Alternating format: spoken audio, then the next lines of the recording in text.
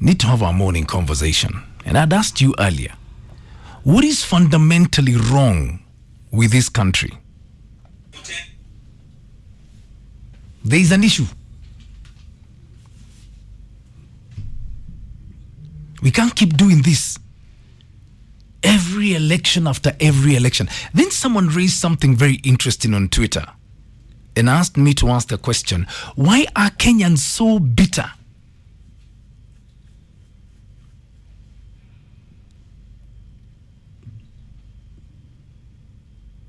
Why are Kenyans so bitter?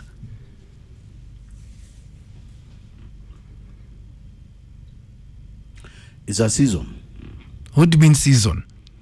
It's a season. What season? Before takeoff. We have this season every time and we never take off. So what's happening? We've never had a season like this. We've never. A season like what? Describe this season. We just had COVID in Mekueleza, then we went straight into election. Yeah? We were in a bubble. Then now reality hits home. Kwani, this is the first time that we've been in a situation where there is no money and we have all this nonsense. This is the first time. Alafu kiangazi kakuja. Ni kama tuko na bipolar. You know, Kenyans, mtu akwambia kona depression, unamwambia hata mimi. Hiyo nilikuwa nayo, itaisha. Ni nini wa Kenya? Kila kitu inatukasirisha, kitu kidogo. Facho adireda. Sitaki kusikia investigations inaendelea. Simwache ishi. Hapana. Siniambie. Singoje. Nini nakukasirisha kila saa? Is those things. Nakasirikia makanga. Kila mtu wa gas. Unaona unaibiwa kila kitu. Unaibiwa kila kitu, stima. Unaibiwa maziwa. Kila mtu anakuibia. Unarako sana na kila. Na it's everyone. The only person making us happy is MP Salasia. Ula Kakamega. It's the only person you see you smile with something good is coming. By the way, and it reflects on our leaders. I don't even remember the last time I saw a leader smile. Does Rigiji smile? Hata Eric Omondi amekuwa serious sana. Amekuwa by the way. What makes you happy nowadays? Nini? Maybe explain this bitterness to me, because it's there and we cannot ignore it. Kila kitu kidogo inakukasirisha. Kitu kidogo.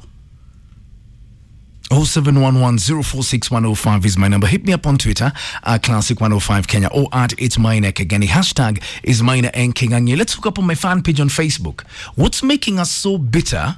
And the reality of hakuna pesa for real. There's no money in circulation. My contractors are owed millions of billions of shillings huko kwa governors' offices, county offices. Iko tu hivi. Kitu tu nashindwa ni nini hii sasa? What is this? Let's talk. 0711046105. We must confront this bitterness because it'll swallow us. Na ulevi itasaidia. And we've all known one big source of our problems are politicians, but it seems like we can't just shake them off. I don't know what they give us. So can we find another way of dealing with this bitterness? First of all, I do not know what opium or what drug our politicians give us. I've never understood. So I don't blame them. If they're going to put us in a hole every election cycle, then we are left roaming the streets with our heads down. We're just through COVID, an election, a famine. The same buggers who brought us to the where we are. Now we are here fighting for them. Is it going mad? So what happens is everyone else starts suffering. Relationships begin to suffer. People on the street are snapping at each other. They are shouting at each other. You go to work, you're shouting at your workmates, shouting at your juniors. Nini.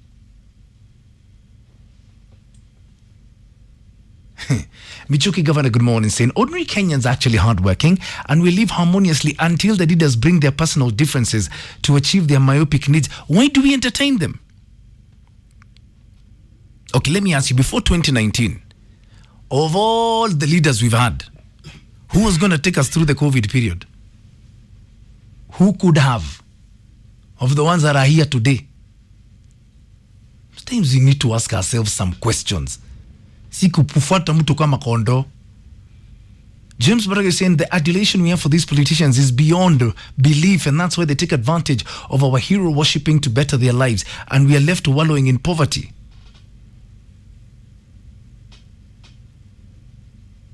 Mi sijui kama ni kurogwa tumerogwa todo maundu maya ni magoma. Hello. Hi Maina. Hi, good morning. Good morning. Yes. We are talking with Mwenyero wa Waya. Yes. Salimia Keng'ang'i hapo. Msalimika. Unajua sasa Keng'ang'i, unajua ukisikia maba imetoka kwa mto. Ile kitu imetufanya hiyo mambo yote itokee. Ni ubinafsi. Ubinafsi ndio umefanya hii mambo yote, makasiriko inakuwa hivyo. Kwa sababu mimi nataka kukua binafsi. Yeah. Mimi nataka kukua, kama niko na gari staki Maina akuwe na kagari yake kadogo. Kwa hivyo mimi ni ubinafsi wangu. Sasa mimi nataka kufaidika, mimi nikue. Sasa mimi ndio kingpin. Hiyo ndio shida yote, na tukiondoa haya mambo yote, hii nchi haitaenda, tutaenda vile tumeenda. Kwa hivyo tukiondoa ubinafsi, ati mimi kama mwenyewe, kwa sababu mimi ni kiongozi. Mimi nataka kukua, mimi ndio kiongozi. Sitaki Maina akuwe kiongozi ama mtu mwingine akuje akuwe kiongozi. Hiyo ndio shida yote. Alafu niongelesha watu wetu. Unajua sasa Maina ndogi nyatoa lie kirege, ndogi nyatoa lie lugha yetu. Lakini huwezi ongea Kikuyu hapa. Ongea, sema sentence moja hiyo unataka kusema na Kikuyu. Unajua sasa zile vitu nyingi zinaharibiwa si za watu wengine, ni sisi zetu wa Kikuyu. Kwa hivyo lazima tuongee. Okay. Aria one sentence na Kikuyu hiyo kitu unataka kusema. Ndrenga twiri. No kinya tusokanire twarie kindu kimwe. Tutige gukorwo indo citu no cio irathukangio Nairobi. Okay. Kabisa. Asante. All right. Hello. Morning Maina. Morning. Ni kweli vile King'ang'i anasema msalimie sana. Msalimika. Corona ikakuja, elections ikakuja, kiangazi ikakuja, lakini mimi shida yangu kubwa ni CBC. Mimi sipendi CBC hata kidogo. CBC inaniua kabisa. Single-handedly CBC. CBC ni mbaya. Imagine umeambiwa utengeneze scarecrow, umetoka kazini. Sasa where do you find those things at night? Mtoto ameitishwa eggshells na jivu na makaa ya kwenda kuosha sufuria jikoni. Sasa kama huna jiko ya makaa utatoa wapi hizo vitu? And to make the matters worse, they have marks. If a child does not take those things, ana fail. Umeambiwa utengeneze skipping rope, don't buy. Unashindwa utatengeneza skipping rope na nini usiku? Do you know I had to tear my bed sheet? Nirarue 3 strips ndio tuanze tushuke ndio ikue kamba. Because you want your child not to fail. Jana mtoto wangu ameambiwa aandike an application letter. As a secretary. Mimi tukiwa class 6 tulikuwa tunaandika a friendly letter. Dear Mary, how are you doing? I hope you're fine. Sasa ameambiwa apply for a job.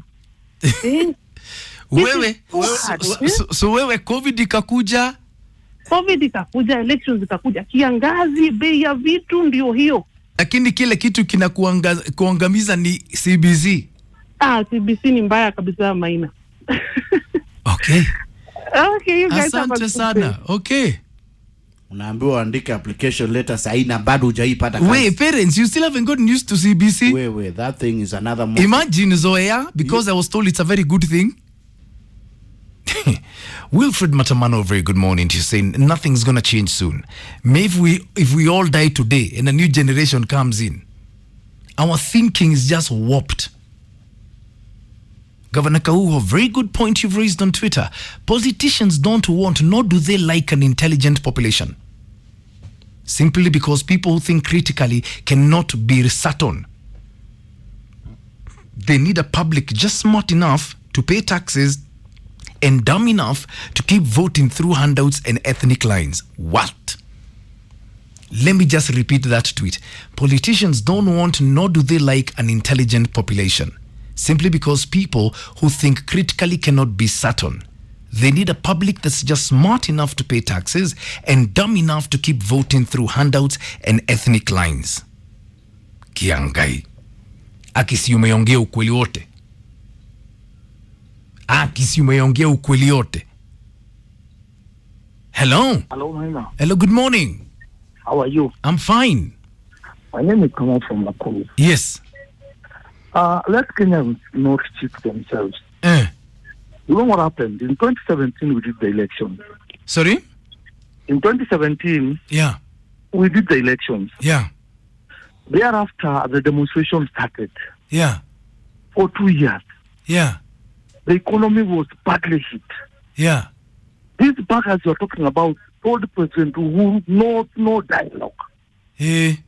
But Uhuru went out of his way and said, no, we cannot continue like this. Yeah. The handshake came in 2019. Yeah. Immediately after the handshake, they started campaigning. That was a demonstration hiding themselves in campaign for 4 years. They left the government, they left Uhuru alone now to serve the country. Yeah. Immediately after that, COVID came. Yeah. Now, why are they? What goes around comes around? Because they are the same people who are telling Uhuru, please don't allow this man, don't have dialogue. Today, now they are there. Yeah. And Ruto is in the pressure. Now they must have a dialogue. Because Mandamano will not stop. So who are the sufferers? It is we. That's true. We. So when we talk of Makasiri community, the situation is out of hand. And by the end of the day, so many people are sleeping hungry. Rigidi is eating. Paka anadelea. Hey. Imagine somebody like Moses Kuria. That time he became sick. The president went out of his way and took him to Dubai. Raila went to visit him there. They paid for his treatment. Now you can see what they are doing. Are we really? We are not genuine. Somebody said Kenyans are not genuine. And the leadership that we have actually is a fake leadership. They are hiding themselves in the church. Yeah. In form of prayers. But the evils that they are doing, the whole world is watching.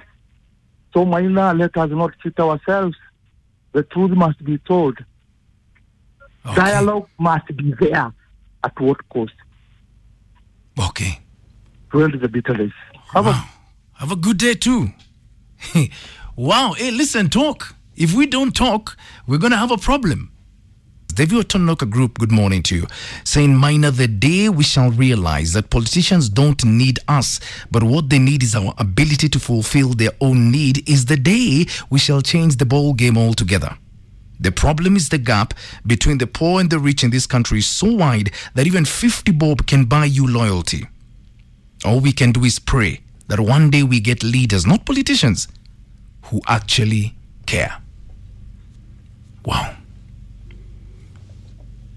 I want you to have the final word. There's a thing I want to ask, but I don't want to sound bad. Why do we blame us? Why do we blame these politicians? And they've been around since a donkey's years. And they've never changed then. Then when they lie to us and now we get angry. A leopard never changes its spots. Have the final word. Hello. Mzuri sana. Okay. No, umeuliza swali muhimu sana Why Kenyans are bitter Yes. Na wacha tu nikujibu. They are bitter sababu ya kudanganywa Yeah. Sababu it's like wanasiasa hawezi badilishwa na kanisa. Yeah. As much as they go to church and do all those things Yeah. A politician will always remain a politician. Yeah. And every election season wanakuja wanadanganya wa Kenya. Yeah. Tutafanya hivi. But they've lied to us throughout from day one.